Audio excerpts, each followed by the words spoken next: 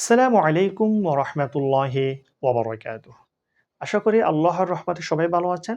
আলহামদুলিল্লাহ আমিও ভালো আছি। আমরা যে পড়ব আজকে বিভিন্ন শব্দের মধ্যে হরকত এবং যজম দিয়ে বানান এবং উচ্চারণ।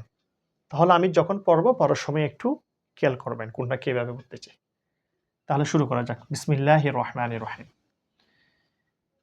সিনফে সু, তোয়াজের তি, সুতি, হাতা জবর হাত, সুতি হাত, কাফেশকু, শিনজের শি, কুশি, ত্বতা জব ত্বত, কুশি ত্বত, নুন ফেশনু, শিনজের শি, নুশি, রতা জবর রত, নুশি রত, নুন ফেশনু, সজ্জের সি, নুসি, বাতা জবর বাত, নুসি বাত, হামজা জবর আহ, সার জবর সার, আসার, নুন জবর না, আসার না।